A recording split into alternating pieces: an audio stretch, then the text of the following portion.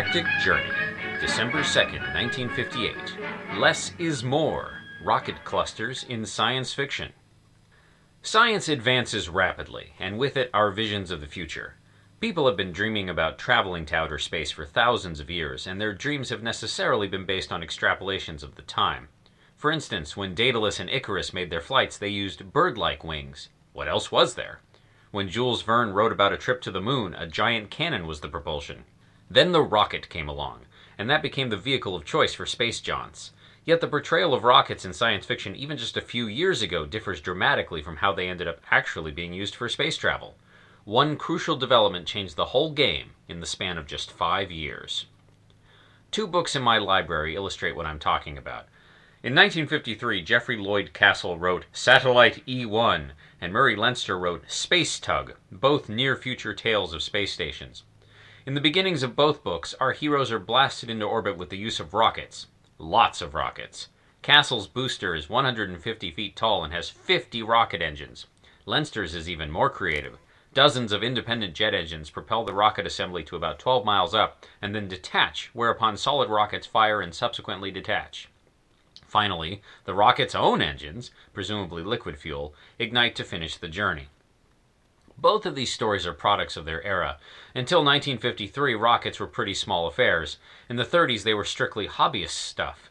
Even in the 40s, the vaunted German V-2 was what would now be classified a short-range ballistic missile, or SRBM. Missile development languished in the early post-war compared to the prodigious effort expended on the development of jet engines. To science fiction writers, it seemed any space rocket would have to be purpose-built, and it would take a tremendous number of these small engines to get a craft to orbit.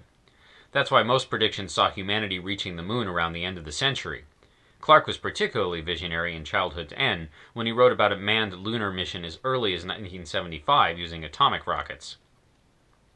What few authors predicted was the Intercontinental Ballistic Missile, ICBM, race. In 1954, the Air Force and Army began working in earnest to develop titanic missiles to send nuclear warheads across the world. Since all must crawl before walking, their first product was the Intermediate Ranged Ballistic Missile, IRBM, which will be based in Europe. The Army finished their first proto-IRBM, the Redstone, in 1956. All of a sudden, the United States had an off-the-shelf method to send payloads into orbit.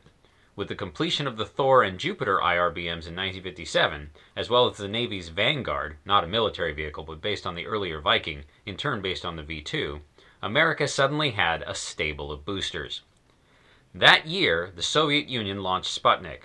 They didn't use a purpose-built space booster. They borrowed an ICBM from their arsenal and stuck a satellite on top.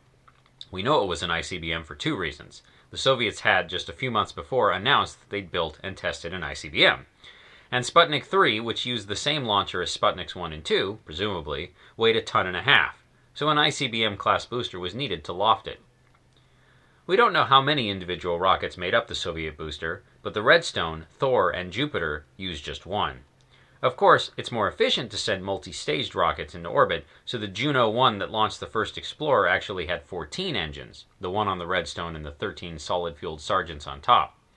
The Juno 2 also has 14, Jupiter plus 13 Sargents. The Junos are stopgaps, however. The Thor Able that launched Pioneers 0 through 2 only has 3 engines. The first crop of American ICBMs, the Atlas and the Titan, have just 2 to 3 engines. Even von Braun's proposed lunar mission monsters will only have around 12 tops. So much for cluster rockets with dozens of engines. It's no coincidence that the space race started when it did. It's a direct side effect of the ICBM race. Science fiction authors are going to have to revise their timetables as well as their portrayals of rockets. It just goes to show that science progresses awfully fast when we want it to, sometimes faster than our ability to predict its progress. The original written article, linked stories, and images can be found at galacticjourney.org by Gideon Marcus.